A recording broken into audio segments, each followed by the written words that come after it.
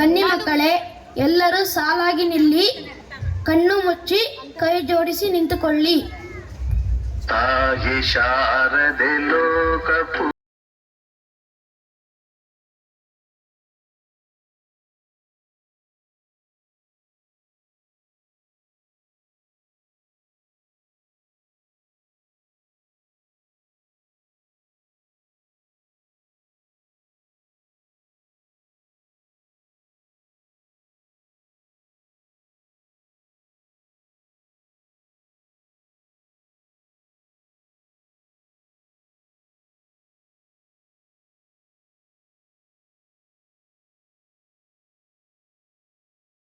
ಎಲ್ಲರೂ ಸಾಲಿನಲ್ಲಿ ಹೋಗಿ ನಿಮ್ಮ ತರಗತಿಯಲ್ಲಿ ಕುಳಿತುಕೊಳ್ಳಿ.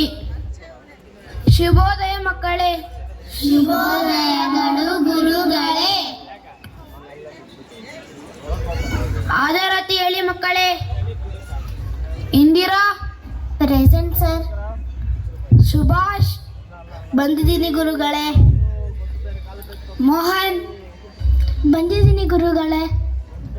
ಪ್ರಾರ್ಥನಾ ಬಂದಿದ್ದೀನಿ ಗುರುಗಳೇ. Narendra present sir. Sita present sir. ನೋಡಿ ಮಕ್ಕಳೇ, ಮುಂದಿನ ತಿಂಗಳು ನಮ್ಮ ಶಾಲೆಯಲ್ಲಿ ಶಾಲಾ ವಾರ್ಷಿಕೋತ್ಸವವಿದೆ. ನಾವು ಸಿದ್ಧತೆ ಮಾಡಿಕೊಳ್ಳಬೇಕಾಗಿದೆ.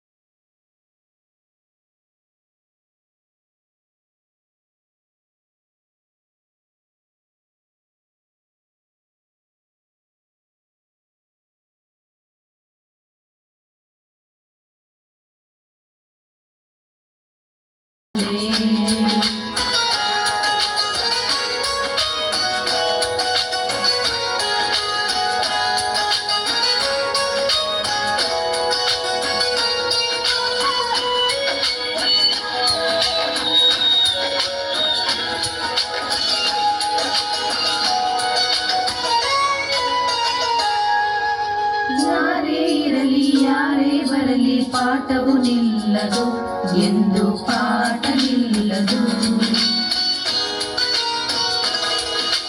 ಹಗಲೇ ಇರಲಿ ಇರುಳೇ ಇರಲಿ ಕಲಿಕೆ ಸಾಗಿಸುವುದು ಕಲಿಕೆ ಎಂದು ನಿಲ್ಲದು. ಕನಸನ್ನು ಕಟ್ಟುವ ಕಾಯಕದಲ್ಲಿ ನಿತ್ಯ ನಡೆಯುವುದು. ಚಿತ್ರವನ್ನ ನಾಟಕ ಹಾಡು ಇಲ್ಲಿ ನಡೆಯುವುದು. ಯೋಗವು ನಮಗೆ ಬಂದಿದೆ ಇಂದು, ಯೋಗ್ಯತೆಯನ್ನು ಪಡೆದೆವು ಮುಂದು. ಮಕ್ಕಳ ಮನವನ್ನು ಅರಿತು ನಾವು ಪಾಠ ಮಾಡುವೆವು. ಎಷ್ಟು ಚಂದ ಐತೆ, ಎಷ್ಟ ಆನಂದ ಐತೆ ನಮ್ಮಿ ವಿದ್ವಶಾಲೆ.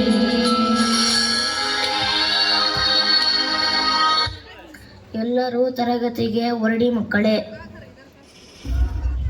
ನೋಡಿ ಮಕ್ಕಳೇ, ಮುಂದಿನ ವಾರ ಕಿರು ಪರೀಕ್ಷೆ ಬರುತ್ತಿದೆ.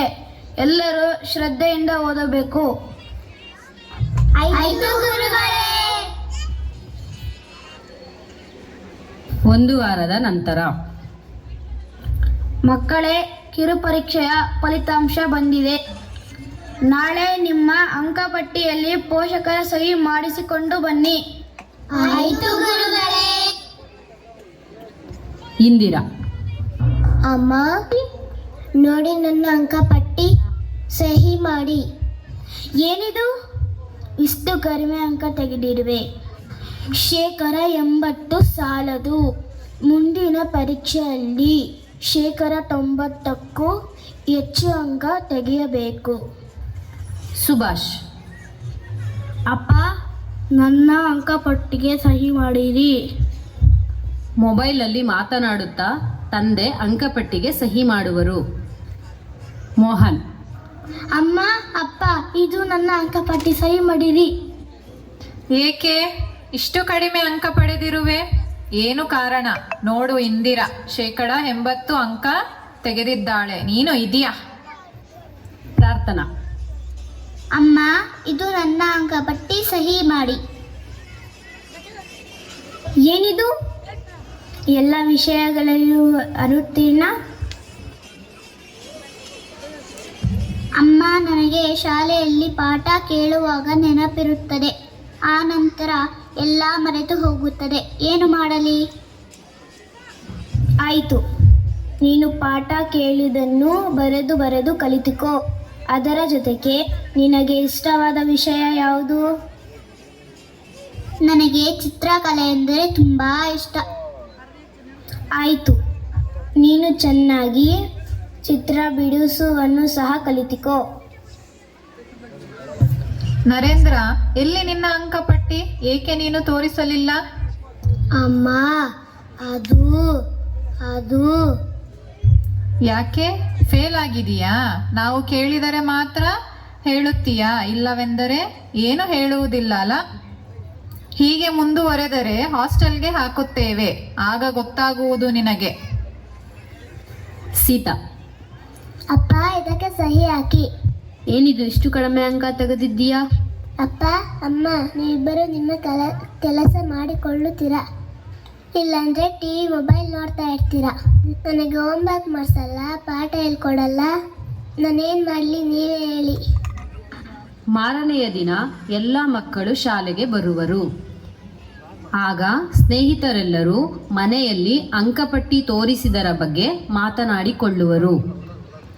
ಇಂದಿರಾ. ನನ್ನ ಅಮ್ಮ ಚೆನ್ನಾಗಿ ಬೈದರು. ಶೇಕಡ 90ಕ್ಕೂ ಹೆಚ್ಚು ಅಂಕ ತೆಗೆಯಬೇಕು ಎಂದು ಹೇಳಿದರು. ನನ್ನನ್ನು ಹೋಗಲಿಲ್ಲ. ಸುಭಾಷ್. ನನ್ನ ಅಪ್ಪ ಮೊಬೈಲಲ್ಲಿ ಮಾತಾಡುವಾಗ ಅಂಕಪಟ್ಟಿ ತೋರಿಸಿದೆ, ಆಗ ಸಹಿ ಹಾಕಿದರು. ಏನೂ ಹೇಳಲಿಲ್ಲ. ಮೋಹನ್. ನಮ್ಮ ಮನೆಯಲ್ಲಿ ನೋಡು ಇಂದಿರಾ ಎಷ್ಟು ಚೆನ್ನಾಗಿ ಬರೆದಿದ್ದಾಳೆ, ನೀನು ಇದೆಯಾ ಎಂದು ಬೈದರು. ಪ್ರಾರ್ಥನಾ. ನಮ್ಮ ಮನೆಯಲ್ಲಿ ಓದಿನ ಜೊತೆಗೆ ಬೇರೆ ವಿಷಯದ ಕಡೆ ಗಮನ ಹರಿಸು. ನಿನಗೆ ಯಾವುದು ಇಷ್ಟ ಅದನ್ನೇ ಮುಂದುವರಿಸು ಎಂದರು. ನರೇಂದ್ರ. ನನ್ನ ಮನೆಯಲ್ಲಿ ಓದಿಲ್ಲ ಅಂದರೆ ಹಾಸ್ಟೆಲ್ಗೆ ಸೇರಿಸ್ತಾರಂತೆ. ಸೀತಾ. ನಮ್ಮ ಮನೆಯಲ್ಲಿ ನನಗೆ ಯಾರು ಓದಿಸುವುದಿಲ್ಲ ಮತ್ತು ಹೇಳಿಕೊಡುವುದಿಲ್ಲ. ಕೆಲವು ವರ್ಷಗಳ ನಂತರ. ಇಂದಿರಾ. ಚೆನ್ನಾಗಿ ಓದಿ ಉನ್ನತ ಹುದ್ದೆಯಲ್ಲಿ ಇರುತ್ತಾಳೆ, ಆದರೆ ತನ್ನ ಜೀವನದಲ್ಲಿ ಎದುರಾಗುವಂತಹ ಸಮಸ್ಯೆಗಳ ಪರೀಕ್ಷೆಯಲ್ಲಿ ಅವಳು ಸೋಲುತ್ತಾಳೆ. ಏಕೆಂದರೆ ಶಾಲೆಯಲ್ಲಿ ಕಲಿತ ಕಲಿಕೆಯನ್ನು ಜೀವನದಲ್ಲಿ ಅಳವಡಿಸಿಕೊಂಡು ಅನುಭವಗಳನ್ನು ಪಡೆಯದಿದ್ದರೆ ಆ ಕಲಿಕೆ ವ್ಯರ್ಥವಾಗುತ್ತದೆ. ಸುಭಾಷ್. ಪೋಷಕರು ಮಕ್ಕಳಿಗೆ ಸರಿಯಾದ ಸಮಯವನ್ನು ನೀಡಬೇಕು, ಇಲ್ಲವಾದರೆ ಚಿಕ್ಕ ಚಿಕ್ಕ ತಪ್ಪುಗಳು ದೊಡ್ಡ ತಪ್ಪುಗಳನ್ನು ಮಾಡಿಸಲು ಪ್ರೇರೇಪಿಸುತ್ತವೆ. ಮೋಹನ್. ತಂದೆ ತಾಯಿಯಿಂದ ದೂರವಿರಲು ಇಚ್ಛಿಸುತ್ತಾನೆ, ಏಕೆಂದರೆ ಅವನ ಮನಸ್ಸಿನಲ್ಲಿ ನನ್ನ ಸಾಧನೆಯನ್ನು ಯಾರೂ ಗೌರವಿಸುವುದಿಲ್ಲ, ಪ್ರಶಂಸೆ ಮಾಡುವುದಿಲ್ಲ ಎನ್ನುವುದು ಅವನ ಮನಸ್ಸಿನಲ್ಲಿ ಬೇರೂರಿರುತ್ತದೆ. ಪ್ರಾರ್ಥನಾ. ಓದಿನ ಮಟ್ಟ ಕನಿಷ್ಠವಾದರೂ ಅವಳ ಪಠ್ಯೇತರ ಚಟುವಟಿಕೆಯಿಂದ ಮತ್ತು ತಂದೆ ತಾಯಿಯ ಪ್ರೋತ್ಸಾಹದಿಂದ ಚಿತ್ರಕಲೆಯ ಶಿಕ್ಷಕಿಯಾಗುತ್ತಾಳೆ. ನರೇಂದ್ರ. ತನ್ನ ವಿದ್ಯಾಭ್ಯಾಸವನ್ನು ಹಾಸ್ಟೆಲ್ನಲ್ಲೇ ಉಳಿದುಕೊಂಡು ಮುಂದುವರಿಸುತ್ತಾನೆ. ತಂದೆ ತಾಯಿ ಪ್ರೀತಿಯಿಂದ ವಂಚಿತನಾಗುತ್ತಾನೆ. ಮುಂದೆ ಜೀವನದಲ್ಲೂ ಕೂಡ ಕುಟುಂಬದಿಂದ ದೂರವಿರಲು ಬಯಸುತ್ತಾನೆ. ಸೀತಾ. ತಂದೆ ತಾಯಿ ಪ್ರೀತಿಯಿಂದ ವಂಚಿತಳಾಗಿ ಅವಳ ಇಷ್ಟದಂತೆ ಅವಳು ಬದುಕುತ್ತಾಳೆ. ಇಲ್ಲಿ ಯಾವುದೇ ಸಂಬಂಧ, ಪ್ರೀತಿ, ಬಾಂಧವ್ಯಗಳಿಗೆ ಬೆಲೆ ಇರುವುದಿಲ್ಲ. ಸುಭಾಷ್. ಪೋಷಕರು ಮಕ್ಕಳಿಗೆ ಸರಿಯಾದ ಸಮಯವನ್ನು ನೀಡಬೇಕು. ಇಲ್ಲವಾದರೆ ಚಿಕ್ಕ ಚಿಕ್ಕ ತಪ್ಪುಗಳು ದೊಡ್ಡ ತಪ್ಪುಗಳನ್ನು ಮಾಡಿಸಲು ಪ್ರೇರೇಪಿಸುತ್ತವೆ. ಮೋಹನ್. ತಂದೆ ತಾಯಿಯಿಂದ ದೂರವಿರಲು ಇಚ್ಛಿಸುತ್ತಾನೆ, ಏಕೆಂದರೆ ಅವನ ಮನಸ್ಸಿನಲ್ಲಿ ನನ್ನ ಸಾಧನೆಯನ್ನು ಯಾರೂ ಗೌರವಿಸುವುದಿಲ್ಲ, ಪ್ರಶಂಸೆ ಮಾಡುವುದಿಲ್ಲ ಎನ್ನುವುದು ಅವನ ಮನಸ್ಸಿನಲ್ಲಿ ಬೇರೂರಿರುತ್ತದೆ. ಪ್ರಾರ್ಥನಾ.